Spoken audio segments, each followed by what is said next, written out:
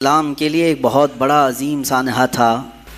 رسول گرامی وقار صلی اللہ تعالیٰ علیہ وسلم کے وہ نواسے جن کی شہادت پوری دنیا کو ہلا کر رکھ دیتی ہے۔ 14 صدیاں گزر جانے کے بعد اب بھی وہ غم ہلکا نہیں ہوتا۔ جب جب ہم سنتے ہیں تو آنکھیں بہہ پڑتی ہیں، جسم میں جھرجھریاں آ جاتی ہیں، مگر وہ خونی منظر اس آسمان نے دیکھا اور اس زمین کے اوپر کیا گیا۔ کربلا کے واقعات سنانے کا مطلب صرف یہ نہیں ہوتا کہ رو دھو کر کے لوگ غم ہلکا کر لیں، بلکہ کربلا کا ایک عظیم میسیج یہ ہوتا ہے کہ ہم ہر سال تجدید ایمان کرتے ہیں، ایمان کو پھر سے جلا بخشنے کے لیے بیانات سنتے ہیں تاکہ ہمارے جذبے پھر سے جوان ہو جائیں۔ اور ہمیں تاریخ میں اکثر یہ بتایا گیا ہے، ہر سال آپ سنتے ہوں گے، چھوٹی سی جماعت تھی حسین اعظم کے ساتھ، مقابل میں بہت بڑا لشکر جرار تھا۔ اگرچہ بظاہر امام حسین اور رضی اللہ تعالیٰ عنہ اور ان کے رفقا کو مصائب اور مشقتوں کا سامنا اٹھانا پڑا اور بہت ساری تکلیفیں جھیلنی پڑیں، لیکن زمانہ گزرتے گزرتے یہ میسیج سب کو عام ہو گیا کہ حقیقت میں جیت حسین کی ہی تھی۔ کسی کا میدان میں قتل ہو جانا یہ ہار اور شکست کی علامت نہیں ہے۔ ایسا ضروری نہیں ہے کہ قتل ہو جانے والا، کٹ جانے والا ہار جاتا ہے، شکست کھا جاتا ہے، ایسا نہیں۔ اکثر ایسا بھی ہوا ہے کہ اپنے جسم کے ٹکڑے کر جانے والا بعد میں پھر اپنی ہمیشہ کی ایک سلطنت قائم کر جاتا ہے، حکومتیں قائم کر جاتا ہے۔ اکثر ہم نے دیکھا ہے کہ جنہوں نے قربانیاں دی ہیں، قربانیوں کے بعد پھر ایک نیا دور آیا ہے اور لوگوں کو آزادی کی سانس ملی ہے۔ میں بلا تشبیہ و بلا تمثیل یہ کہوں گا، ہمارے ملک ہندوستان کو آزاد کرنے میں جن علماء اہل سنت نے اپنا خون پیش کیا، اگرچہ بظاہر انگریزوں نے انہیں پھانسی پر چڑھایا، کالا پانی بھیجا یا پھر انگاروں سے جلایا اور زخموں پر نمک چھڑکا، یہ سب کیا، تو آج کوئی یہ نہیں کہتا ہے کہ وہ مر گئے، ختم ہو گئے، کچھ حاصل نہیں ہوا، بلکہ آج بھی یہ کہا جاتا ہے کہ ان کی قربانیوں کی بدولت آج ہم آزادی کی سانس لے رہے ہیں۔ کسی کی قربانیاں رنگ لاتی ہیں، اسی لیے شاعر نے کہا تھا قتل حسین اصل میں مرگ یزید ہے، یعنی اصل میں یہ موت یزید کی ہے، اسلام زندہ ہوتا ہے ہر کربلا کے بعد۔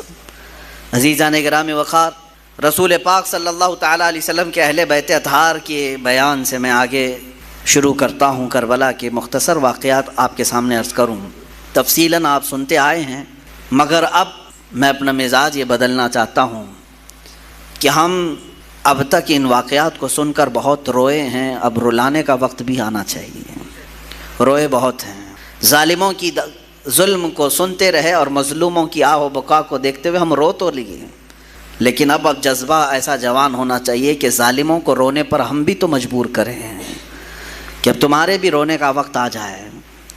یہ اہل بیت اطہار حضور اکرم صلی اللہ تعالیٰ علیہ وسلم کے اس عظیم گھرانے کو کہتے ہیں جن کی پاکی اور صفائی قرآن نے خود بیان کی۔ قرآن خود کہتا ہے انما یرید اللہ لیذھب عنکم الرجس اہل البیت ویطہرکم تطہیرا، اللہ تعالیٰ تمہارے گھر سے ہر طرح کی ناپاکی کو دور کرنا چاہتا ہے۔ کس کے گھر سے؟ رسول پاک صلی اللہ علیہ وسلم کے، اور آپ کی اہل بیت کو خوب صاف ستھرا کرنا چاہتا ہے، اور کیا بھی اس نے۔ اللہ تعالیٰ نے حضور اکرم صلی اللہ تعالیٰ علیہ وسلم کے گھر میں جو افراد عطا کیے وہ دنیا کے سب سے عظیم لوگ ہیں۔ حضور اکرم صلی اللہ علیہ وسلم کی جتنی بیویاں ہیں ازواج مطہرات، وہ تمام مومنوں کی مائیں ہیں، امہات المومنین ہیں، سب سے عظیم مائیں ہیں۔ رسول پاک صلی اللہ علیہ وسلم کے جتنے بیٹیاں ہیں وہ سب سے عظیم بیٹیاں ہیں حضور اکرم صلی اللہ علیہ وسلم کی، اور ان کی عزت اللہ کے نزدیک بہت بلند ہے۔ اسی طرح حضور اکرم صلی اللہ علیہ وسلم کے خاندان کو جو شرف حاصل ہے وہ دنیا کے سارے خاندانوں میں سب سے افضل خاندان میرے آقا صلی اللہ علیہ وسلم کا ہے۔ آج بھی میرے عزیزوں، آج بھی سارے نسب ختم کر دیے جائیں گے سوائے رسول اللہ کے خاندان کے۔ سادات جو ہوں گے، آج بھی جو سید ہوں گے میرے آقا صلی اللہ علیہ وسلم کی نسل سے، ان کا احترام ہم پر واجب ہے، ان کی تعظیم و تکریم ہم پر واجب ہے، اس لیے کہ رسول پاک صلی اللہ تعالیٰ علیہ وسلم کے گھر سے جو ان کی نسبت ہے، یہ نسبت ہی ہمارے لیے بہت بلند ہے۔ قرآن پاک کی آیت ہے قل لا اسألکم علیہ اجرا الا المودۃ فی القربى، اے محبوب آپ فرما دیں اپنے غلاموں سے کہ میں تم سے کوئی اجرت نہیں مانگتا۔ رسول پاک صلی اللہ علیہ وسلم نے ہم سے کوئی معاوضہ مانگا ہے؟ حضور اکرم صلی اللہ علیہ وسلم کی بدولت ہمیں ساری نعمتیں ملی ہیں، ان کے صدقے میں سب کچھ ملا ہے، بدلے میں حضور نے کچھ مانگا ہم سے؟ قرآن خود یہ کہہ رہا ہے کہ اے رسول آپ فرما دیں کہ میں تم سے کوئی چیز نہیں مانگتا، بدلے میں کوئی چیز نہیں طلب کرتا، مگر اتنا کہ تم میرے اہل بیت سے محبت کرو۔ الا المودۃ فی القربى، رشتہ داروں سے، حضور اکرم صلی اللہ علیہ وسلم کے گھر والوں سے محبت کرنا، اس کو تو رسول کریم صلی اللہ تعالیٰ علیہ وسلم نے بھی اظہار فرمایا۔ ایک حدیث ملتی ہے، من مات علی حب آل محمد مات شہیدا، جو حضور کی آل کی محبت میں، حضور کے گھر والوں کی محبت میں انتقال کر گیا دنیا میں، اسے شہادت کا مقام عطا کیا جاتا ہے۔ اہل بیت کی محبت شہادت کے مقام کو پہنچاتی ہے۔ عزیزان گرامی، رسول پاک صلی اللہ علیہ وسلم کی اہل بیت میں کون ہیں؟ مفسرین نے الگ الگ رائے اگرچہ رکھی ہیں، لیکن زیادہ طور پر مشہور حضور اکرم صلی اللہ تعالیٰ علیہ وسلم کے اہل بیت میں آپ کی بیٹیاں، آپ کی ازواج مطہرات، یہ سب اہل بیت میں ہیں۔ ان میں سے بھی اخص جو خاص اہل بیت ہیں وہ سیدہ کائنات فاطمہ الزہرا رضی اللہ تعالیٰ عنہ، مولا علی کرم اللہ وجہہ الکریم، اور آپ کی اولاد حسنین کریمین رضوان اللہ تعالیٰ علیہم اجمعین، یہ سب اہل بیت میں سے ہیں۔ بلکہ ان کی اولاد جو بھی قیامت تک ہوگی وہ رسول پاک صلی اللہ علیہ وسلم کی اہل بیت میں سے ہوں گے۔ نبی کونین صلی اللہ تعالیٰ علیہ وسلم کی اہل بیت، ان کی عزت، ان کا احترام ہمارے لیے ضروری قرار دیا گیا، اور جو حضور کی آل سے بغض رکھتا ہے، ہلکی عداوت بھی رکھتا ہے، دشمنی رکھتا ہے، اس کا خاتمہ برا ہوگا۔ الا ان مثل اہل بیتی کمثل سفینۃ نوح من رکبها نجا ومن تخلف عنها ہلک۔ رسول پاک صلی اللہ علیہ وسلم ارشاد فرماتے ہیں، آگاہ ہو جاؤ، میرے اہل بیت کی مثال نوح علیہ السلام کی کشتی کی طرح ہے۔ نوح علیہ السلام کے زمانے میں سیلاب آیا، طوفان آیا، اور اس وقت اگر کوئی نجات پایا تھا تو کون؟ صرف نوح علیہ السلام کی کشتی میں جو سوار ہوا، باقی سب ہلاک ہو گئے۔ پوری دنیا میں یہ پانی بھرا تھا، سب ہلاک و برباد ہوئے، سوائے اس کشتی کے سواروں کے کوئی نہیں بچا۔ تو اللہ کے حبیب صلی اللہ علیہ وسلم فرماتے ہیں، میرے گھر والے، میرے اہل بیت نوح علیہ السلام کی کشتی کی طرح ہیں، جو انہیں تھام لیا وہ نجات پا گیا، جو ان سے دور ہوا وہ ہلاک ہو جائے گا۔ اہل بیت سے جو نفرت کیا یا ان سے دوری اختیار کیا وہ ہلاک ہو جائے گا۔ عزیزان گرامی وقار، یقیناً اہل بیت ہمارے لیے سر کا تاج ہیں، لیکن ساتھ میں ہمیں رسول پاک صلی اللہ علیہ وسلم نے اپنے صحابہ کی محبت بھی سکھائی ہے۔ حضور اکرم صلی اللہ علیہ وسلم کا یہ فرمان عالی شان ہے، اصحابی کالنجوم بأیہم اقتدیتم اہتدیتم، میرے صحابہ ستاروں کی مانند ہیں، تم جس کی بھی پیروی کرو گے ہدایت پا جاؤ گے۔ یہ میں کیوں آج عرض کر رہا ہوں؟ اہل بیت کا تذکرہ ہونا چاہیے، لیکن ساتھ میں نے صحابہ کا بھی ذکر کیا۔ وجہ یہ ہے میرے عزیزو کہ کچھ جماعتیں ایسی ہوں گی جو صحابہ سے نفرت کریں گی، حضور پاک صلی اللہ علیہ وسلم کے صحابہ کو کافر کہیں گی، مرتد کہیں گی، باغی کہیں گی، اور کچھ جماعتیں ایسی ہوں گی جو اہل بیت کو گالیاں دیں گی۔ صحابہ کی محبت تو دکھائیں گی لیکن اہل بیت کو گالیاں دیں گی۔ حضرت فاطمہ کو کہتے ہیں وہ بغاوت کرنے والی ہیں، حضرت امام حسین کے بارے میں کہتے ہیں انہوں نے یزید کے خلاف بغاوت کیا۔ یہ دونوں جماعتیں گمراہ ہیں، جو اہل بیت کی نفرت پالتی ہیں یا صحابہ کی نفرت پالتے ہیں، یہ دونوں جماعتیں ہیں، گمراہ ہیں۔ ان میں درمیانی جماعت وہ ہے جس کو مسلک اعلیٰ حضرت اہل سنت و جماعت کہتے ہیں۔ اہل سنت و جماعت یہ ہمارا درمیانی مسلک ہے، درمیانی، کہ ہم کیا کہتے ہیں، جس کو امام اہل سنت فاضل بریلوی نے یوں ارشاد فرمایا، اہل سنت کا ہے بیڑا پار اصحاب حضور، نجم ہے اور ناؤ ہے اطرت رسول اللہ کی۔ یہ اس شعر میں نجم کا نام آیا ہے، ناؤ کا نام آیا ہے۔ نجم کہتے ہیں تارے کو، نجم کس کو کہتے ہیں؟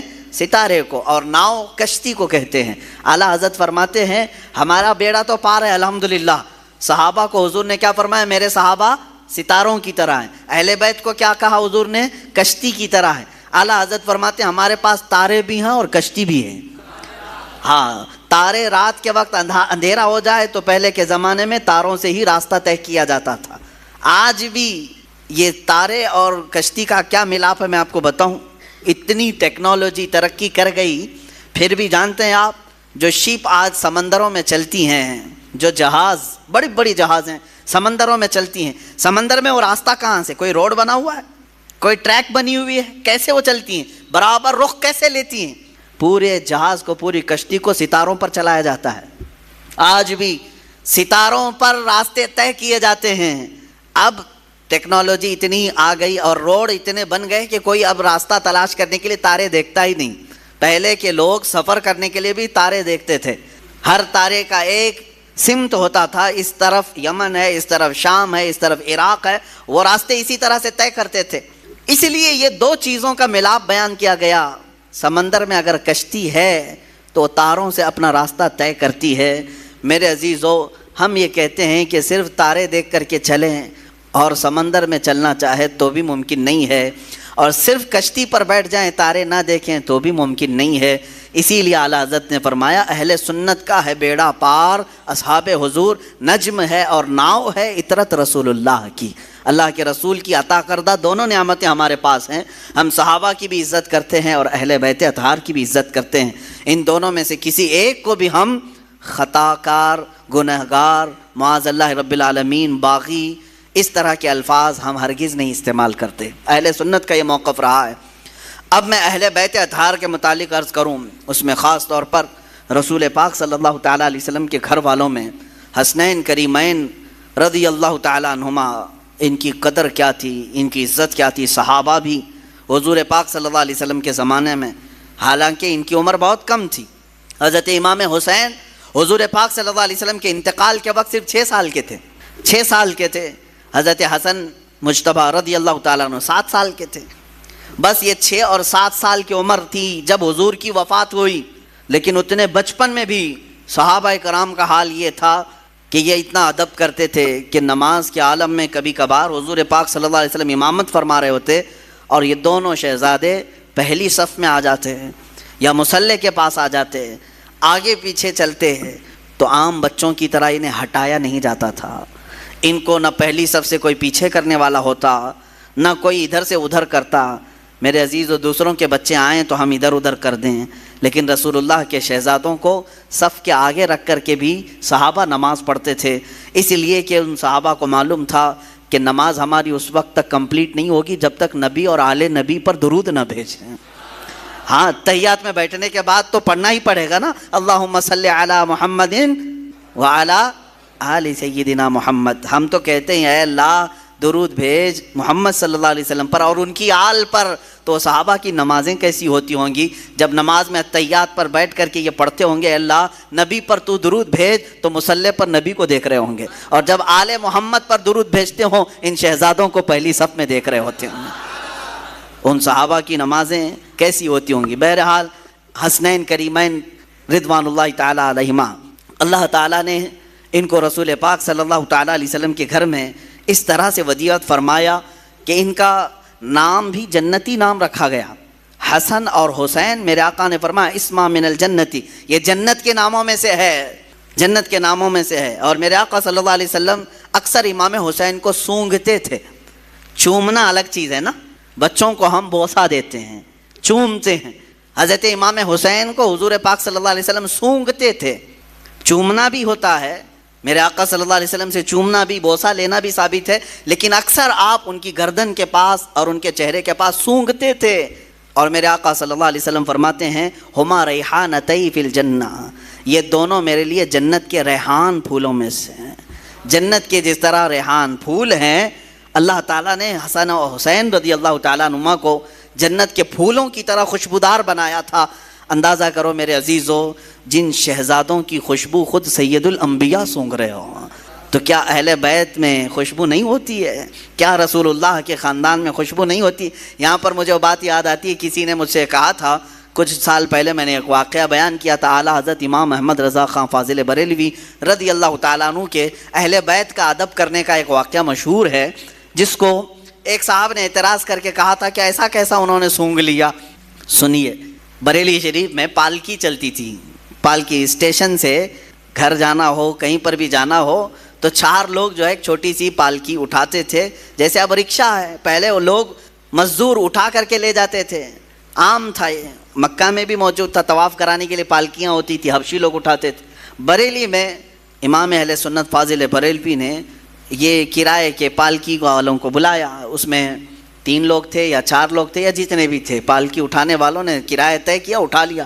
تھوڑی دیر کے بعد اعلیٰ حضرت فاضل بریلوی رضی اللہ تعالیٰ عنہ کہنے لگے روک دو روک دو۔ روکا گیا، اتر گئے، کہا کہ تم میں سے کوئی سید زیادہ ہے؟ پالکی اٹھانے والوں میں سے کوئی سید زیادہ ہے؟ تو لوگوں نے کہا میاں تمہیں تو کرائے سے مطلب ہے، کرایہ دو اور چلو آگے، پیسے دو اور اپنا، یہ کیا ہے، سید ہے، پٹھان ہے، کوئی بھی تو اٹھائے۔ اعلیٰ حضرت نے کہا ہرگز نہیں، میرا یہ شیوا نہیں ہے کہ کسی سید زادے پر میں سوار ہو جاؤں۔ آپ نے بار بار اصرار کیا تو ان پالکی اٹھانے والوں میں ایک سید زادہ تھا، انہوں نے کہا کہ ہاں میں سید ہوں۔ اللہ اکبر، تھوڑی دیر ہی سوار ہوئے تھے، اعلیٰ حضرت رضی اللہ تعالیٰ عنہ ان کے ہاتھوں کو پکڑ لیا، رونے لگے، بڑی خطا ہو گئی مجھ سے، غلطی ہو گئی، میں قیامت کے دن کیا منہ دکھاؤں گا رسول پاک کو کہ احمد رضا تو میرے بیٹے کے کندھے پر سوار ہوا تھا۔ اور رونے لگے۔ اس کے بعد اتنے ہی پر نہیں معافی مانگ کر، بلکہ اس سید زادے کو پالکی پر بٹھایا اور وقت کا مجدد خود پالکی اٹھایا، خود پالکی اٹھایا اور آگے تک لے کر کے گئے اور ان کو بہت سارا نذرانہ اور ہدیہ پیش کیا اور کہا سید زادے آپ کے لیے زیب نہیں دیتا کہ آپ لوگوں کا بوجھ اٹھائیں، میں جب تک زندہ ہوں آپ کی حاجات جو بھی ہوں گی مجھ غریب خانے سے آپ لے جایا کریں، آپ کا ہی در دولت ہے، آپ کے آقا آپ کے نانا کا دیا ہوا ہے۔ اس سید زادے کو اس کام سے ہمیشہ کے لیے دور کر دیا۔ یہ امام اہل سنت فاضل بریلوی رضی اللہ تعالیٰ عنہ کا مشہور واقعہ ہے، بیان بھی کیا جاتا ہے۔ کسی صاحب نے ہم سے کہا تھا کہ ایسا کیسے ان کو آ گئی تھی خوشبو، تو ہم نے یہی کہا کہ ان کی طرح عشق پیدا کرو، خوشبو آ ہی جائے گی۔ پیدا کرو جو گلاب کو سونگھے تو بھی کہے لب پھول دہن پھول زکن پھول بدن پھول، واللہ جو مل جائے میرے گل کا پسینہ، مانگے نہ کبھی عطر نہ پھر چاہے دلہن پھول۔ کیا بات رضا اس چمنستان کرم کی، زہرا ہے کلی جس میں حسین و حسن پھول۔ یہ بریلی کا امام ہی تو کہتا ہے جس کی زندگی عشق میں ڈوبی ہوئی ہے، جس جگہ پر بھی دیکھیں یہ اعلیٰ حضرت کے نغمے، کیا یہ عشق نہیں پیدا کرتے؟ آج 100 سال کے بعد بھی سننے والے جھوم جاتے ہیں۔ اس بریلی کے تاجدار کے سینے میں عشق کتنا رہا ہوگا، جو ہمیشہ اس زمانے میں لوگ میرے آقا کی ناپ رہے تھے کتنا ہے، کیا کیا ہے، کیسے کیسے ہیں حضور کے بارے میں۔ اس وقت اس امام نے پکار کر کہا تھا سرور کہوں کہ مالک و مولا کہوں تجھے، باغ خلیل کا گل زیبا کہوں تجھے، حیران ہوں میرے شاہ میں کیا کیا کہوں تجھے۔ یہ کس نے کہا تھا؟ امام زمن، امام اعلیٰ، امام اہل سنت نے کہا تھا ان کی طرح محبت اور عشق پیدا کرو، اس نبی کی آل کی خوشبو بھی تمہیں خود آئے گی، آئے گی۔ ہاں بدبو رکھے ہو اور دل میں بغض اور کوڑھن ہو تو پھر یہ تمام اعتراضات بھی تمہارے دل سے سینے سے نکل کر کے زبان پر آتے رہیں گے۔ بہرحال عزیزان گرامی، رسول پاک صلی اللہ تعالیٰ علیہ وسلم حسنین کریمین کو سونگھا کرتے تھے اور کہا کرتے تھے، فرمایا کرتے کہ یہ جنت کے پھولوں میں سے کچھ پھول ہیں جو اللہ تعالیٰ نے مجھے عطا کیا، برا ہو ان ظالموں کا جنہوں نے جنت کے ان پھولوں کو بھی نوچ دیا اور انہیں بکھیر دیا۔ اسی کو اعلیٰ حضرت نے اپنے سلام میں کہا تھا کتنے بکھرے ہوئے ہیں مدینے کے پھول، یا کربلا تیری قسمت پہ لاکھوں سلام۔ کربلا کے میدان پر سلام بھیجتے ہوئے اعلیٰ حضرت نے یوں کہا تھا کہ یہاں بکھرے ہوئے ہیں، یہ مدینے کے پھول ہیں، جس جگہ دیکھو رسول اللہ کا کوئی نہ کوئی شہزادہ نظر آتا ہے۔ اس زمین کو بھی اعلیٰ حضرت نے سلام پیش کیا تھا۔ عزیزان گرامی وقار، رسول پاک صلی اللہ تعالیٰ علیہ وسلم کا گھرانہ یقین جانیں اللہ تعالیٰ کی بارگاہ میں معزز گھرانہ ہے۔ حضرت عمر ابن خطاب رضی اللہ تعالیٰ عنہ امیر المومنین ہیں، جن کی نیکیاں اللہ کی بارگاہ میں بہت زیادہ ہیں اور جن کے بارے میں خود میرے آقا نے فرمایا میرے بعد اگر کوئی نبی ہوتا تو وہ عمر ہوتے، اتنی ساری فضیلتیں ان کے پاس ہیں۔ لیکن مدینے میں ایک وقت ایسا آیا کہ قحط آ گیا، بارش نہیں آ رہی تھی، لوگ سوکھا پڑ گیا تو پریشان ہو گئے، سب امیر المومنین کے پاس آئے۔ جانتے ہو امیر المومنین عمر ابن خطاب رضی اللہ تعالیٰ عنہ، جن کو اللہ تعالیٰ نے بہت سارے انعامات سے نوازا، وہ زاہد بھی ہیں، متقی بھی ہیں، پرہیزگار بھی ہیں، رسول پاک صلی اللہ علیہ وسلم کے خلیفہ بھی ہیں، سب ہیں۔ دعا کے لیے خود ہاتھ اٹھا دیتے نہیں، بلکہ سارے لوگوں کو میدان میں جمع کیا اور پھر اس کے بعد حضرت عباس رضی اللہ تعالیٰ عنہ کو گھر سے بلایا جو رسول پاک صلی اللہ علیہ وسلم کے چچا تھے، اور بیچ میدان میں آ کر کے حضرت عباس کا ہاتھ پکڑا اور عرض کیا اے اللہ تیرے نبی کے رشتہ دار کا ہاتھ میرے ہاتھ میں ہے، میں بارش تجھ سے مانگتا ہوں، تو میری بات کو رد نہ فرما۔ مدینے والے روایت بیان کرتے ہیں حضرت عمر نے ابھی ہاتھ چھوڑا بھی نہیں تھا کہ مدینے میں بارش شروع ہو چکی تھی۔ اہل بیت کے وسیلے سے دعا کی جائے اللہ قبول فرماتا ہے۔ عزیزان گرامی وقار، رسول پاک صلی اللہ تعالیٰ علیہ وسلم کا گھرانہ، آج بھی جو سادات ہیں ان کا احترام کیا جائے، ان کا ادب کیا جائے، عام لوگوں کی طرح ان کے ساتھ برتاؤ نہ کریں۔ رسول پاک صلی اللہ تعالیٰ علیہ وسلم کے گھر کے نسبتوں کا خیال ضرور رکھا جائے۔ جانتے ہیں کتنی بڑی وعید بھی آئی ہے جو ان کے ساتھ برا کرتا ہے۔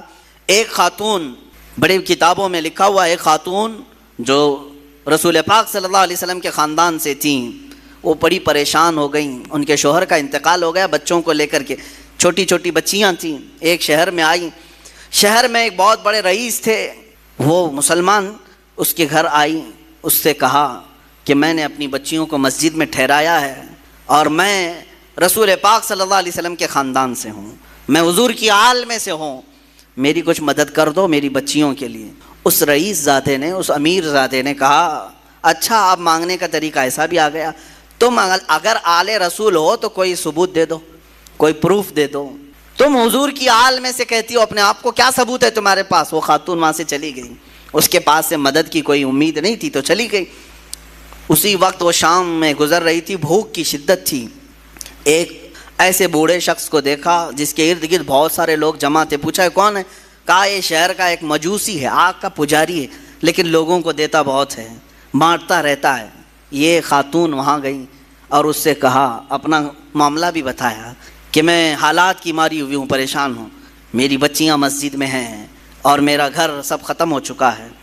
تو اس مجوسی شخص نے اتنا سنا تو فوراً اپنے گھر سے عورتوں کو بلوا کر کے کہا جاؤ اس خاتون کی بچیاں جو مسجد میں ٹھہری ہیں عزت سے انہیں لے آؤ، اپنے گھر میں مہمان بناؤ، اور یہ خاتون کہتی ہے کہ یہ محمد صلی اللہ علیہ وسلم کی آل میں سے، ان کی عزت ہونی چاہیے۔ وہ تھا مسلمان نہیں تھا، عزت کیا، گھر میں ٹھہرایا اور خاتون کو اپنے گھر مہمان بنایا، ان کی خاطر تواضع کی۔ اب سنیں، رات ہو گئی، رات کے وقت یہ جو رئیس زادہ تھا، امیر زادہ تھا، جو مسلمان تھا، اس نے خواب میں دیکھا قیامت کا منظر قائم ہے، حساب کتاب ہو رہا ہے، اور اسی وقت رسول پاک صلی اللہ علیہ وسلم تشریف لایا ہے۔ تو یہ رئیس زادہ فوراً حضور کی بارگاہ میں حاضر ہوا کہ آقا میری شفاعت فرمائیں۔ حضور پاک صلی اللہ علیہ وسلم نے فرمایا کیوں شفاعت کی جائے؟ کہا کہ آقا میں آپ کا امتی ہوں، آپ کا چاہنے والا ہوں۔ میرے آقا نے فرمایا کیا ثبوت ہے تمہارے پاس؟ میرے امتی ہونے کا کیا ثبوت ہے تمہارے پاس؟ وہاں کیا پیش کرتا؟ پروف پوچھنے والے، دلیلیں پوچھنے والے۔ حضور پاک صلی اللہ تعالیٰ علیہ وسلم نے جب یہ ارشاد فرمایا تو وہ لاجواب ہوا اور رونے لگا کہ آقا مجھ سے آپ اعراض نہ فرمائیں، مجھ سے آپ ناراض نہ ہوں۔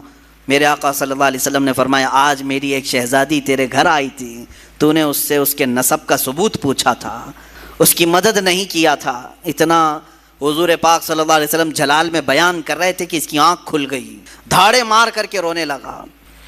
اچھا ایک چیز یہ بھی اس نے دیکھا اسی خواب میں کہ میرے آقا صلی اللہ تعالیٰ علیہ وسلم اسے جنت کی طرف دکھا رہے ہیں، اس مجوسی آدمی کے نام پر جنت میں ایک محل تیار ہے، جس کے گھر وہ عورت ٹھہری ہوئی ہے، مجوسی آگ کا پجاری ہے، لیکن اس کے نام پر جنت میں ایک محل ہے۔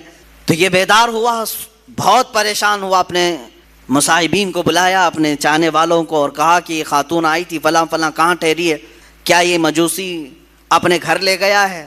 سبوں نے تحقیق کی تو پتہ چلا ہاں اس مجوسی کے گھر ٹھہری۔ یہ دوڑا ہوا وہاں پہنچا، گیا اور اس مجوسی سے کہا کل رات جو خاتون تمہارے گھر آئی ہے برائے مہربانی اسے ہمارے گھر بھیج دو، وہ ہمارے مذہب سے ہے، ہمارے دین سے ہے، ہم اسے مہمان بنائیں گے۔ اس مجوسی نے کہا ایسا نہیں ہو سکتا۔ اس رئیس زادے نے کہا 1000 درہم میں تجھے تحفے میں دیتا ہوں، قبول کر لے۔ اس مجوسی نے کہا اس کا 10 گنا بھی دو تو میں اس مہمان کو تمہارے حوالے نہیں کروں گا۔ اس مجوسی نے اتنا اصرار کیا تو یہ پوچھنے لگا آخر اس عورت میں کیا ہے؟ کہا جو تو خواب دیکھ کر آیا ہے وہ سچ خواب دیکھ کے آیا ہے۔ کل جب وہ خاتون ہمارے گھر آئی، ہم رات کے وقت سوئے تھے، خواب میں رسول پاک صلی اللہ علیہ وسلم تشریف لائے، مجھے اور میرے پورے گھر والوں کو میرے آقا نے خود کلمہ پڑھایا۔ ہم اب مجوسی نہیں ہیں، ہم اہل ایمان میں سے ہیں، رسول پاک صلی اللہ علیہ وسلم نے ان کی آل میں سے ان کی ایک شہزادی کی عزت پر اتنا بڑا انعام دیا کہ ہمیں دائرہ ایمان میں لایا، اور پھر میرے آقا نے اشارہ کر کے بتایا کہ اے فلاں، کل تو اٹھے گا تو جنت میں مولا تیرے لیے فلاں محل تیار رکھے گا۔ میرے آقا کی یہ بشارت میں نے سنی، اور تجھے پھٹکارتے ہوئے بھی میں نے خواب میں سنا، تو نے جو دیکھا وہ سچ دیکھا ہے۔ عزیزان گرامی وقار، وہ روتے گڑ گڑاتے واپس چلا آیا۔ زندگی کی کوئی اگر کمائی تھی تو اس نے سوچا کہ سب لگا کر کے حاصل کر لوں، مگر اہل بیت کا احترام نہ کرنے کی وجہ سے ساری اس کی کمائی، ساری عبادتیں ایک طرف رہ گئی، اور آگ کا پجاری بازی لے گیا صرف اہل بیت کی عزت اور احترام کرنے کی وجہ سے۔ آج میں اس واقعے سے اتنا ضرور عرض کروں گا کہ اہل بیت میں سے جو کوئی بھی ہوں، وہ اگر خستہ حال نظر آتے ہیں، اگر پٹے پرانے کپڑوں میں ہیں، وہ حالات اور گردش حالات کے پیش نظر ان کی کمائی اور ان کے فلاں چیزوں پر اگر کوئی اثر پڑ بھی گیا ہو، تو میرے عزیزو ہرگز یہ مت سمجھنا کہ یہ بکھرے ہوئے لوگ ہیں، ٹوٹے ہوئے لوگ ہیں، نہیں، بلکہ رسول اللہ سے اگر ان کا رشتہ ہے تو وہ ہمارے سروں کے تاج ہیں۔ وہ چاہے جس کونے میں بیٹھے ہوں، یہ ضروری نہیں کہ سید ہو تو بہت اعلیٰ قسم کے محل میں رہتا ہو، بہت اعلیٰ قسم کے لباس پہنتا ہو، بہت اعلیٰ قسم کی گاڑیوں میں چلتا ہو، ضروری نہیں۔ کبھی سید زیادہ غریب بھی ہو سکتا ہے، وہ فقر و فاقہ کو پسند کرنے والا سید زیادہ بھی ہو سکتا ہے۔ لہٰذا اس بات کا ہمیشہ خیال رکھا جائے کہ سید زادوں کا احترام ملحوظ نظر رہے، ورنہ ہمارا یہ کمایا ہوا عبادتوں کا خزانہ بھی ضائع ہو سکتا ہے۔ اب آئیں، یہ تو بعد میں آنے والے اہل بیت کے احترام اور عزت کی باتیں ہیں، ان کے متعلق یہ واقعات ہیں، لیکن خود رسول پاک کے جو شہزادے ہیں، میرے آقا صلی اللہ علیہ وسلم نے جن کی پرورش خود کی ہے، جن کے بوسے خود میرے آقا نے لیے، وہ حسن مجتبیٰ اور حسین اعظم رضی اللہ تعالیٰ عنہما، ان کی کتنی عزت اور ان کا کتنا احترام ہونا چاہیے۔ میرے آقا صلی اللہ علیہ وسلم دونوں شہزادوں کو کندھوں پر سوار کر کے مدینے لے جایا کرتے تھے۔ اکثر باہر جاتے تو دونوں شہزادے کندھوں پر سوار ہوتے۔ ایک صحابی نے ایک مرتبہ یہ دیکھ کر مسکرائے اور کہا، اے شہزادوں، کیا تمہاری قسمت ہے کہ سواری پائی بھی تو کیسی سواری پائی، کیسی سواری پائی، کائنات کا آقا و مولا رسول پاک صلی اللہ علیہ وسلم کے کندھے تمہیں میسر ہیں۔ اتنی تعریف پر میرے آقا صلی اللہ علیہ وسلم یوں نہیں فرماتے کہ تم صحیح کہہ رہے ہو، بلکہ میرے آقا یوں فرماتے، یہ کیوں نہیں کہتے کہ سوار بھی کتنے اچھے ہیں، سواری کی تم نے تعریف کی تو سوار کی بھی تعریف کرو کہ وہ بھی جنتی جوانوں کے سردار ہیں۔ میرے عزیزو، میرے آقا صلی اللہ علیہ وسلم نے فرمایا، من احب حسینا، جس نے حسین سے محبت کیا اس نے مجھ سے محبت کیا۔ اور میرے آقا صلی اللہ علیہ وسلم کی ایک حدیث یہ بھی ہے کہ انا من الحسین و حسین منی و انا من حسین، حسین مجھ سے ہے اور میں حسین سے ہوں۔ یہ کیسی بات ہے؟ حسین مجھ سے ہیں اور میں حسین سے ہوں۔ ایک جملہ تو اس میں سمجھ میں آتا ہے، حسین مجھ سے ہیں، حضور نے فرمایا۔ یقیناً اولاد باپ سے ہی ہوتی ہے، اولاد اس کے دادا نانا سے ہی ہوتی ہے۔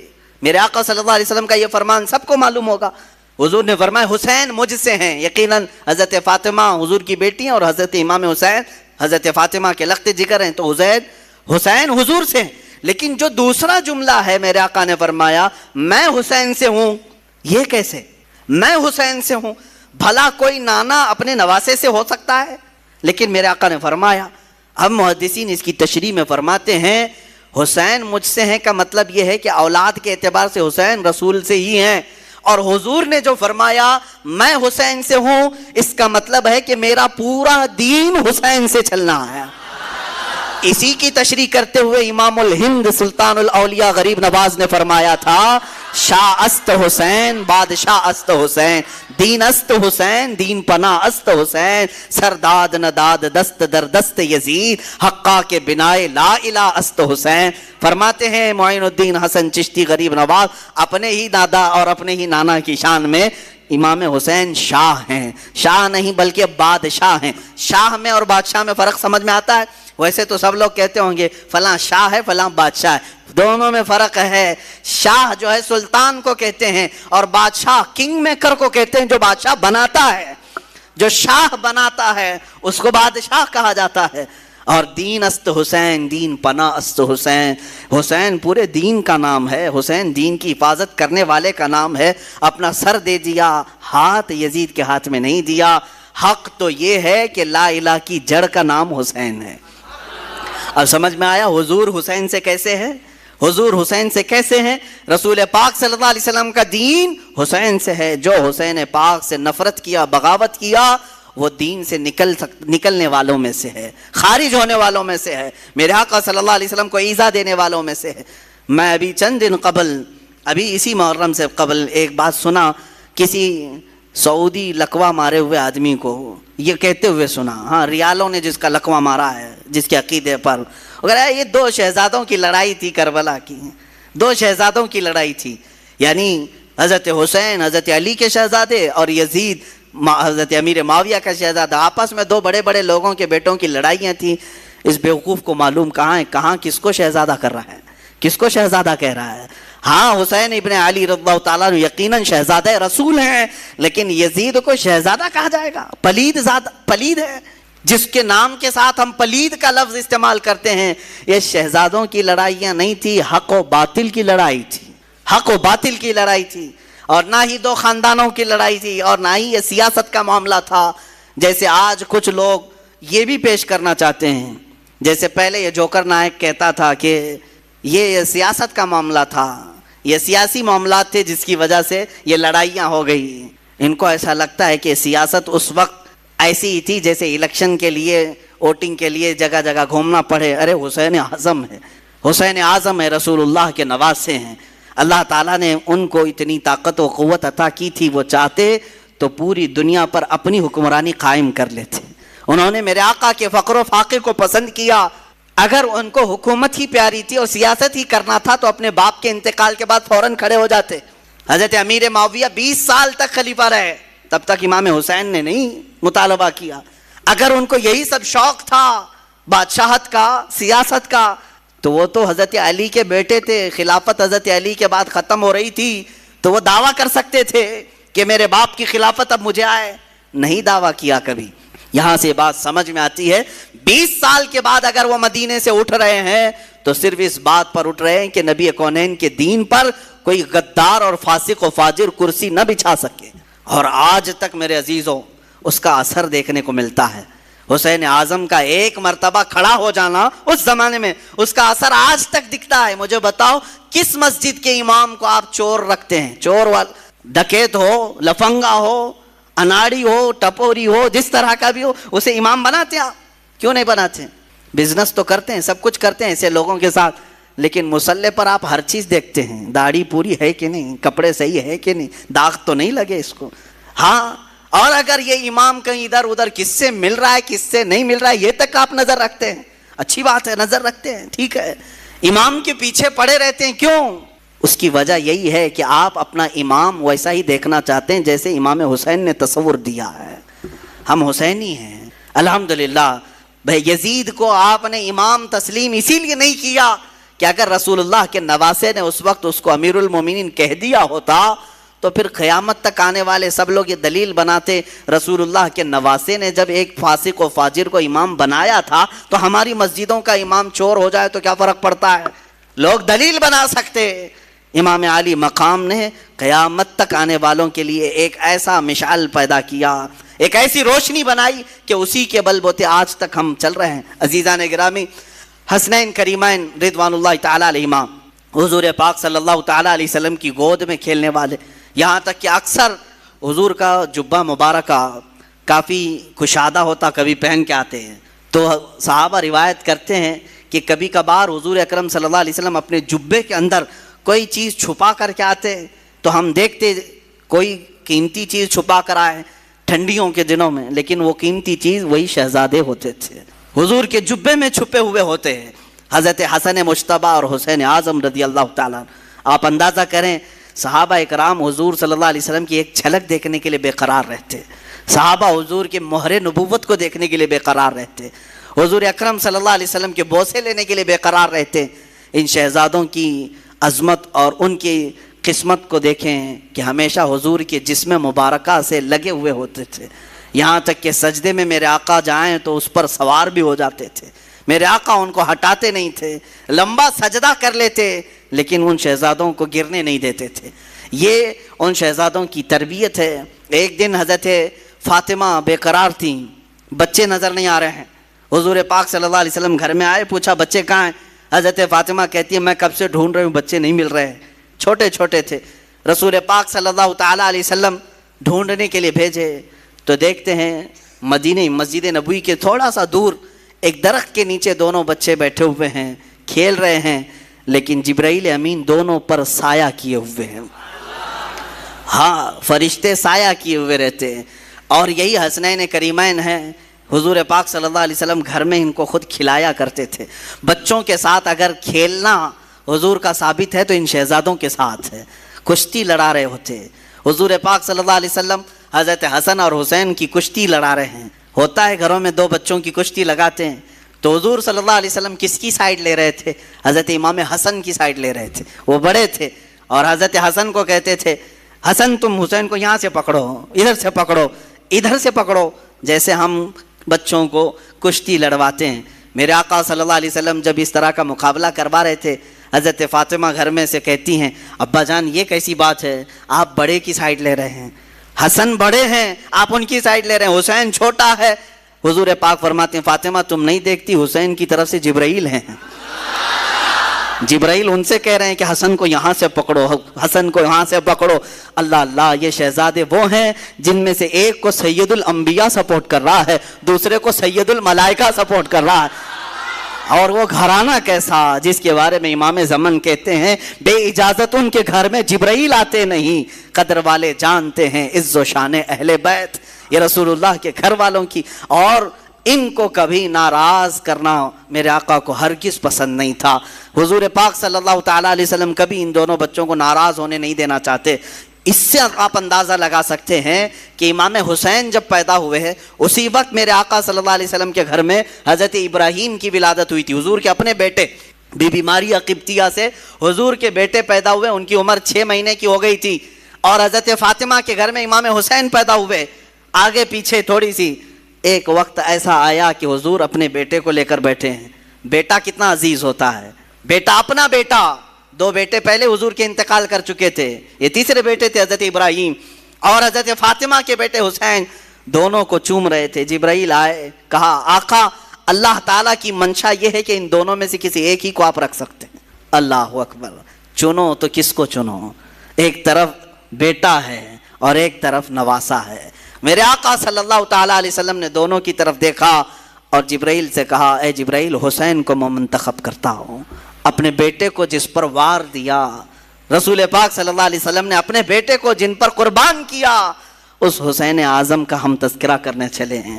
میرے آقا صلی اللہ تعالیٰ علیہ وسلم نے جن کا حد درجے خیال کیا, نمازوں میں, گھروں میں اور ہر جگہ, یہاں تک کہ اگر میرے آقا صلی اللہ علیہ وسلم کسی گھر دعوت میں گئے, کھانا وہاں پر رکھا گیا ہے تو پہلے کوئی چیز منگواتے اور آدھا اس میں سے کر کے کہتے لے جاؤ فاطمہ کے گھر دے آؤ, ان کے گھر میں فاقہ ہے. اپنے شہزادوں کا خیال فرماتے, اپنے نواسوں کا خیال فرماتے.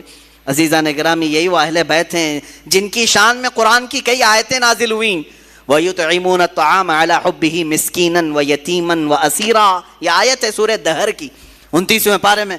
ہوا یہ تھا کہ حضرت فاطمہ کی کنیز فضہ, انہوں نے منت مانگی تھی. دونوں شہزادے بہت بیمار تھے کہ اگر یہ صحیح ہو جائیں تو ہم 3 روزے رکھیں گے, اگر یہ صحیح ہو گئے تو 3 روزے رکھیں گے. گھر والے بچے صحیح ہو گئے, روزہ رکھا سارے لوگوں نے مل کر. مولا علی کرم اللہ وجہہ الکریم, حضرت فاطمہ اور یہ کنیز فضہ اور 2 شہزادے ہیں. حضرت علی کی کمائی 2 درہم کی تھی.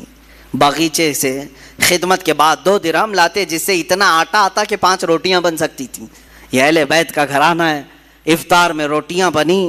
شام کے وقت کسی فقیر نے آواز دی, ایک مسکین آیا, فقیر آیا, کہا میں نے سنا ہے کہ یہ رسول اللہ کے گھر والے ہیں, یہ اہل بیت ہیں, میں بہت بھوکا ہوں, مجھے کھلا دیا جائے. حضرت فاطمہ نے 5 روٹیاں اٹھا کر دی تھیں.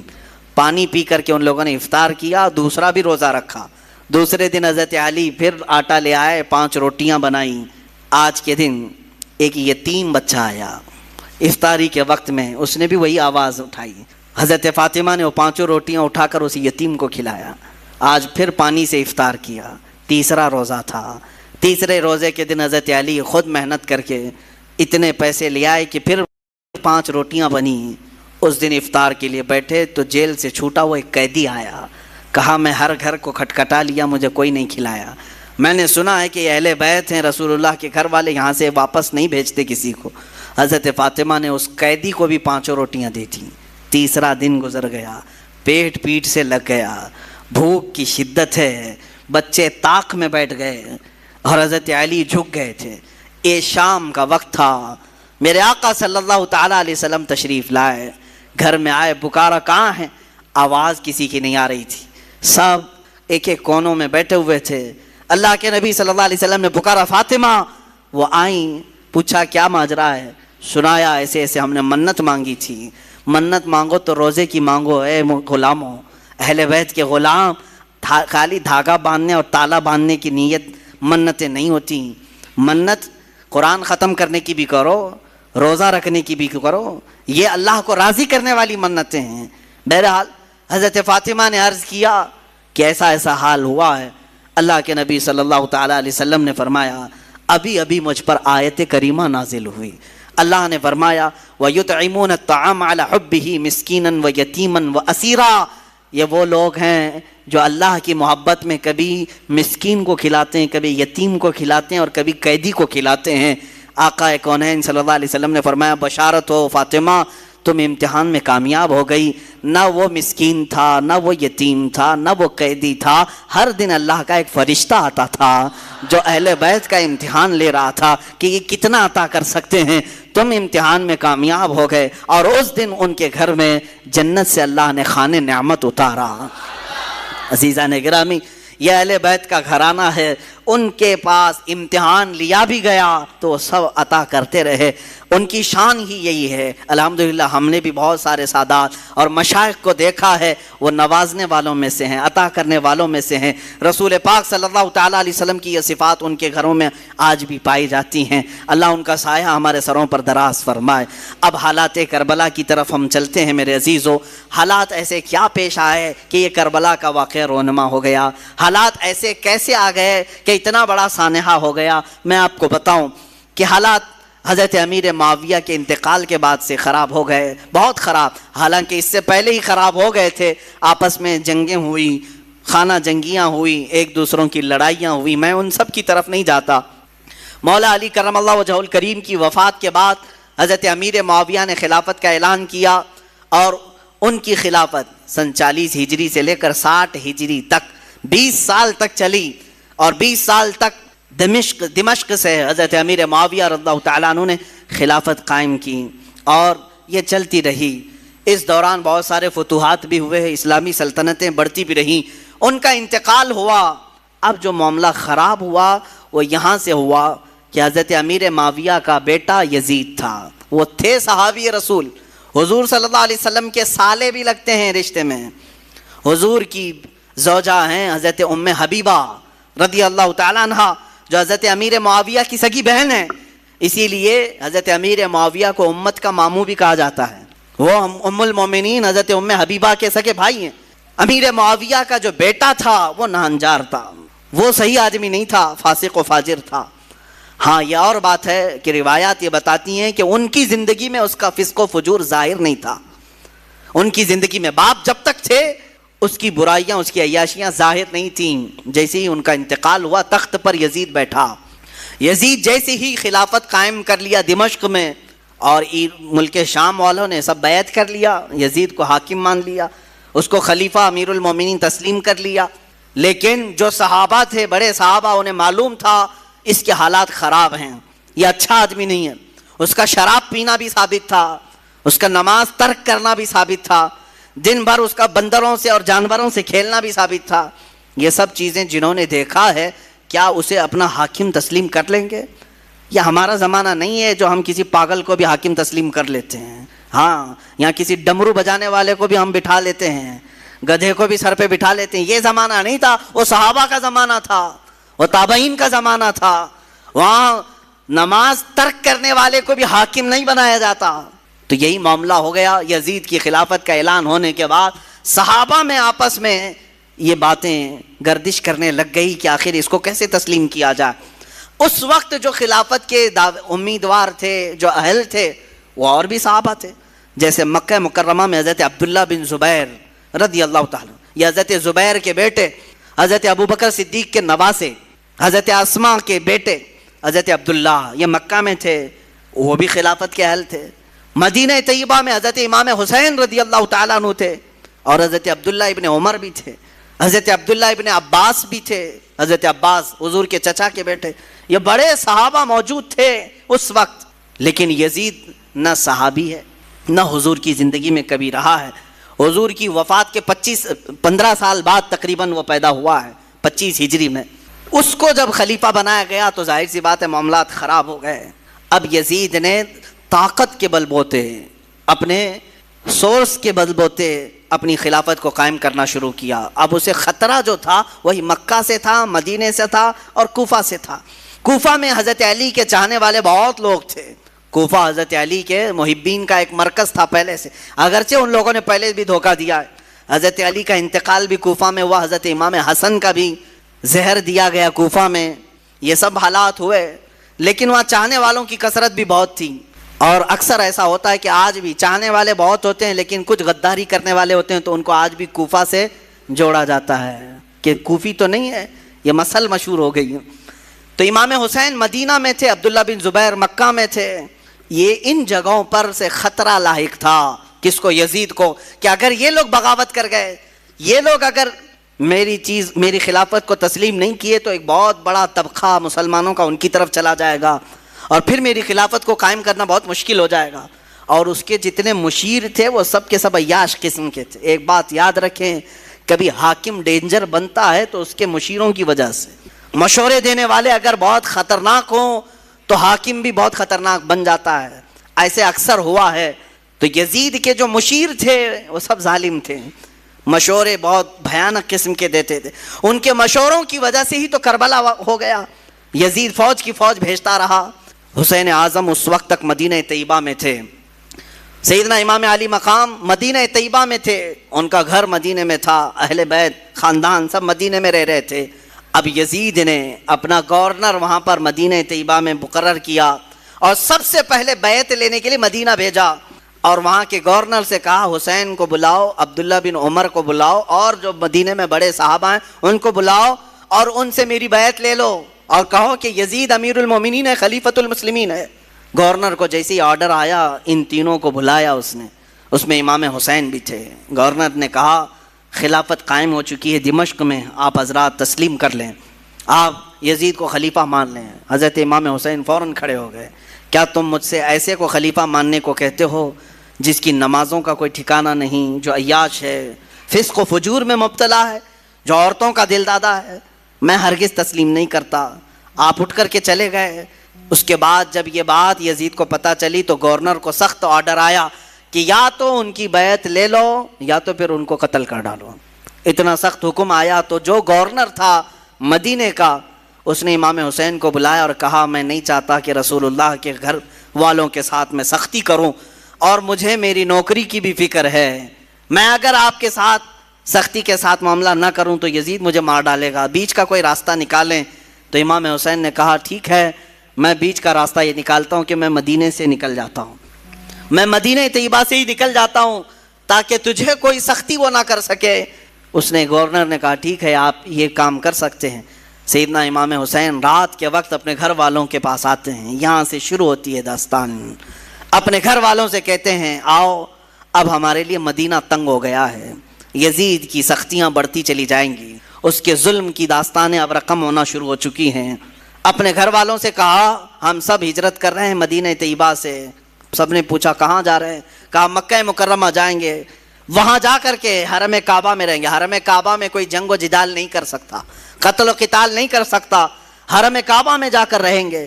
آپ اندازہ کریں رسول پاک نے ہجرت کر کے مکہ کو چھوڑ کر مدینہ آباد کیا، ان کے نواسے کے ساتھ ایسا معاملہ پیش آ رہا ہے کہ انہیں مدینے سے ہجرت کر کے مکہ جانا پڑ رہا ہے۔ رات کے وقت اپنے گھر والوں کو اٹھایا اور جتنے لوگ تیار ہوئے ہیں اس میں اپنے عزیز خاندان کے لوگ تھے۔ مدینے سے پہلے کچھ ہی لوگ تیار ہوئے، آپ کی 2 بیویاں ساتھ میں تھیں، آپ کے شیرخوار بچے حضرت علی اصغر، آپ کے جوان بیٹے حضرت علی اکبر، آپ کے بھتیجے حضرت امام قاسم، اور آپ کی بھتیجی، اور آپ کی اپنی بڑی بیٹی حضرت سکینہ رضی اللہ تعالیٰ عنہ۔ یہ سب گھر والوں کا ایک قافلہ نکلا۔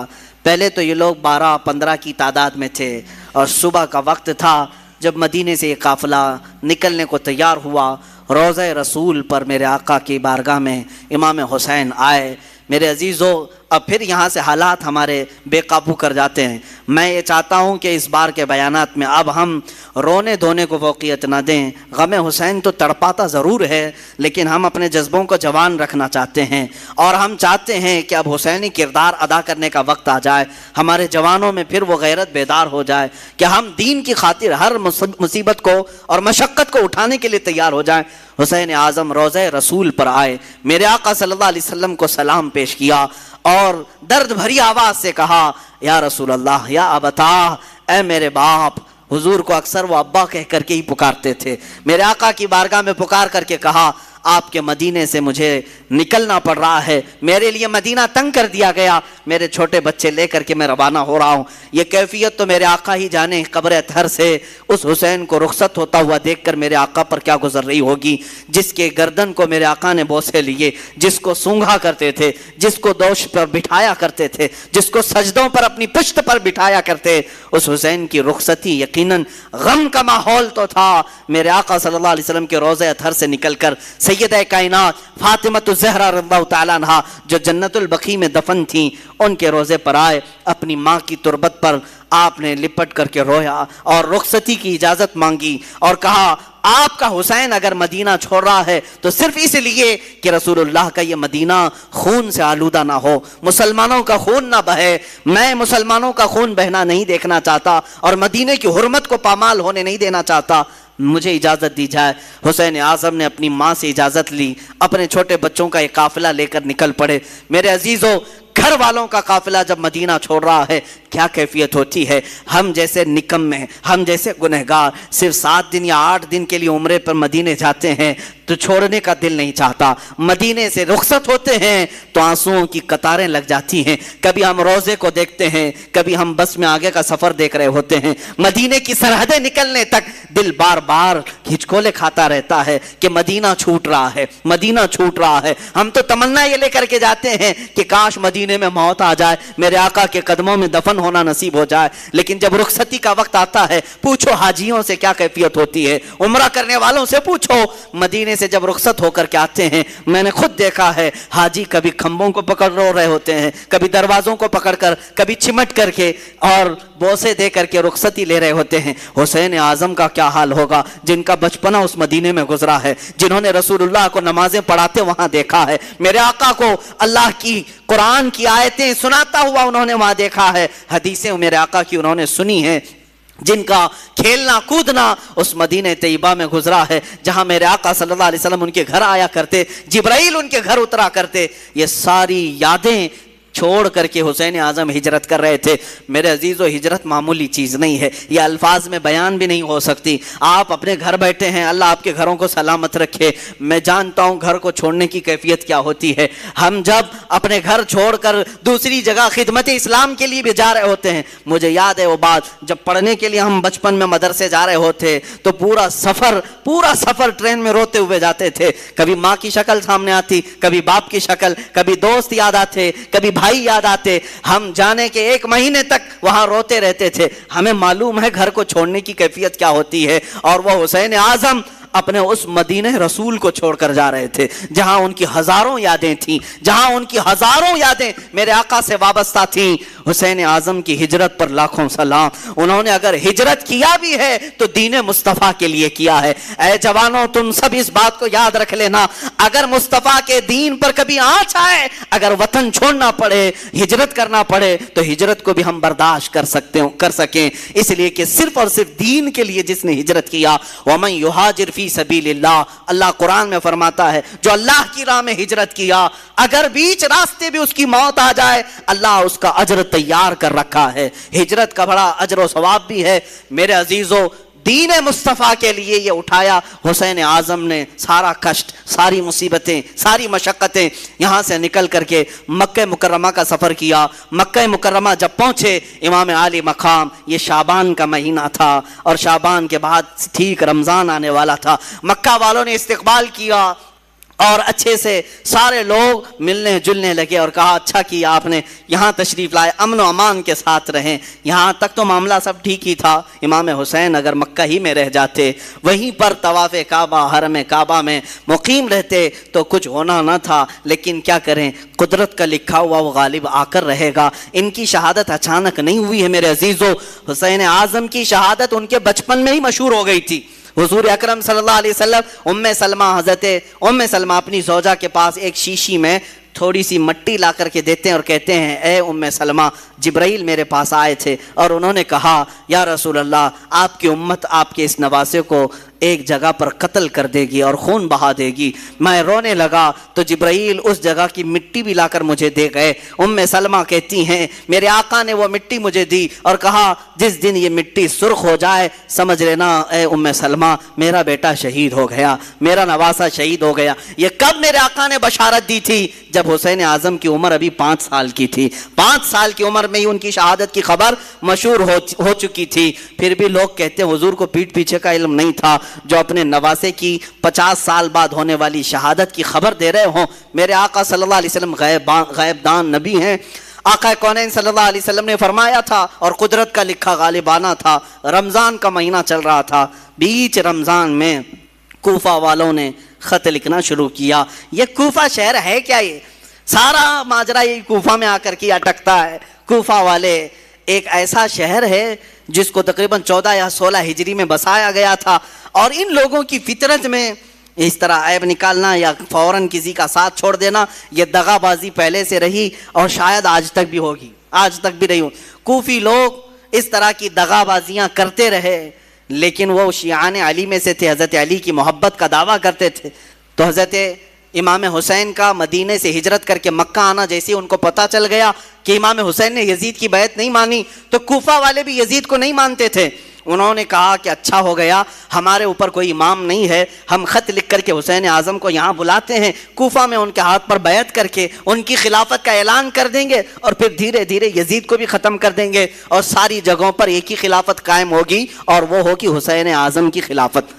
کوفہ والوں نے یہ سوچ کر کے خط لکھنا شروع کیا اور حضرت امام حسین کو کہا ہم آپ کے باپ کے وفادار ہیں، آپ کے بڑے بھائی کے وفادار ہیں، آپ تشریف لے آئیں۔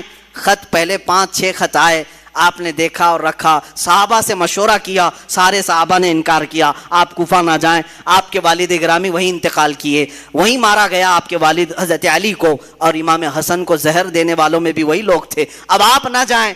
تو مشورہ ایسے ہی ہوتا رہا، ٹلتا رہا، خط پہ خط آتے رہے۔ ایک وقت ایسا آیا کہ 56 خط ایک ساتھ آئے، بعض روایات میں کئی 100 خط آئے جس میں سب مہریں تھیں، سائن تھی، دستخط تھے، اور اس میں اخیر میں یہ خط آ گیا اے حسین اعظم اگر آپ نہیں آتے اور قیامت کے دن ہم سے سوال ہو گیا کہ تم نے یزید جیسے فاسق و فاجر کی بیعت کیوں کی، تو ہم کوفہ والے کہیں گے اے اللہ ہم نے رسول اللہ کے نواسے کو بلایا تھا، وہ نہیں آئے، اس لیے ہم نے یزید کی بیعت مان لی۔ حسین اعظم کو یہ بات بہت لگ گئی، کہا ان لوگوں نے تو ایسی بات رکھ دی ہے، قیامت کے دن اگر مولا مجھ سے سوال کر لے کہ حسین تم اہل تھے خلافت کے اور لوگ بلا بھی رہے تھے، تم نے ان کو یزید جیسے فاسق و فاجر کے حوالے چھوڑ کر مکہ میں امن و امان کیوں لے لیا، تمہیں جانا چاہیے تھا، میں کیا جواب دوں گا اللہ کی بارگاہ میں؟ تو حضرت حسین سارے لوگوں کے مشوروں کو رکھتے ہوئے خود اٹھ جاتے ہیں۔ یہ رمضان بھی ختم ہوا، حج کا موسم قریب آ چکا تھا، امام حسین رضی اللہ تعالیٰ عنہ نے کہا نہیں اب میں کوفہ جاتا ہوں۔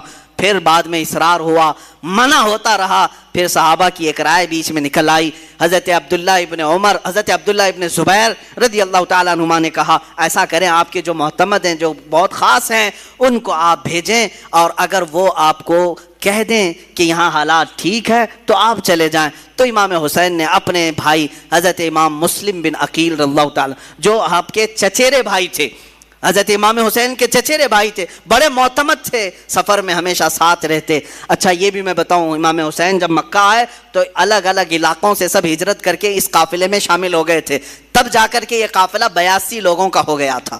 جو 82 کی تعداد آپ سنتے ہیں یہ دھیرے دھیرے بیچ بیچ میں ملتے آئے۔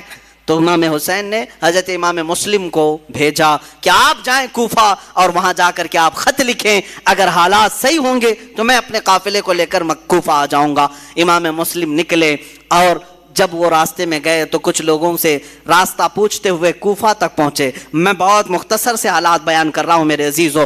امام مسلم جب کوفہ آئے تو کوفہ والوں نے بہت شاندار استقبال کیا, بڑا شاندار استقبال کیا, اور اس کے بعد آپ کو گورنر ہاؤس میں لے گئے. وہاں جانے کے بعد نعمان بن بشیر نام سے جو وہاں گورنر تھے ان کو ہٹایا گیا. امام مسلم بن عقیل کے ہاتھ میں 12,000 کوفیوں نے بیعت کیا.